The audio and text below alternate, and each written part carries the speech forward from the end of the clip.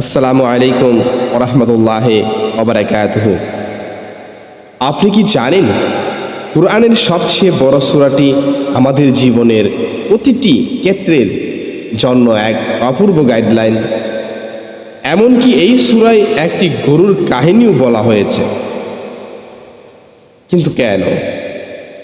আজ আমাদের জন্য অনেক বড় শিক্ষা বহন করে। আজকে জানব সূরা আল বাকারার সংক্ষিপ্ত একটি পরিচিতি। বাকারা শব্দের অর্থ গরু। এই সূরায় এক গরুর কথা উল্লেখ করা হয়েছে, যেটি বনি ইসরায়েল এক বিশেষ ঘটনার সাথে সম্পর্কিত। সেই ঘটনা থেকেই এই সূরার নামকরণ করা হয়েছে। এই সূরাটি মদিনায় নাজিল হয়েছে। এটি ইসলামী সমাজ গঠনের মূল ভিত্তি হিসেবে নাজিল হয়।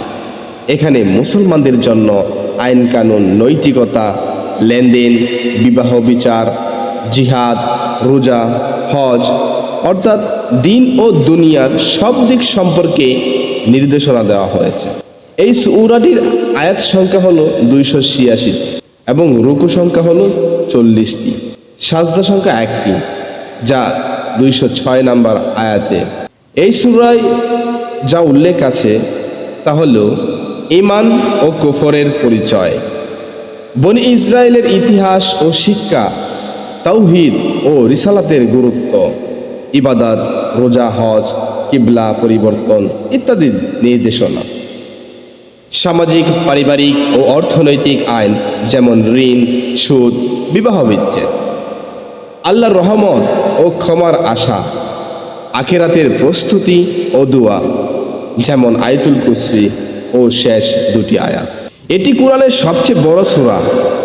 রাসূল সাল্লাল্লাহু আলাইহি ওয়াসাল্লাম বলেছেন, যে ব্যক্তি সূরা আল বাকারা পাঠ করে শয়তান তার ঘর থেকে পালিয়ে যায়। আয়াতুল কুরসি এই সূরার একটি অংশ, যা কোরআনের মর্যাদাপূর্ণ একটি আয়াত। এই সূরাটি কেবল কিতাব নয়, এটি একটি জীবন বিধান। যদি আমরা সূরা আল বাকারা মন থেকে বুঝে পাঠ করি, আমাদের জীবনের প্রতিটি সমস্যার সমাধান আমরা এর মধ্যেই পেয়ে যাব।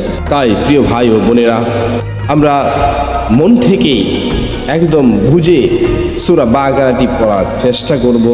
এভাবে নতুন নতুন ভিডিও পেতে, শিক্ষণীয় সূরার আয়াত ব্যাখ্যা শুনতে আমাদের চ্যানেলটিকে সাবস্ক্রাইব করুন এবং শেয়ার করে হেদায়েতদাতার অন্যকে হেদায়েত পাওয়ার সুযোগ করে দিন।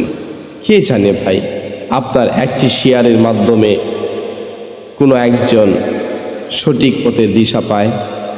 ধন্যবাদ।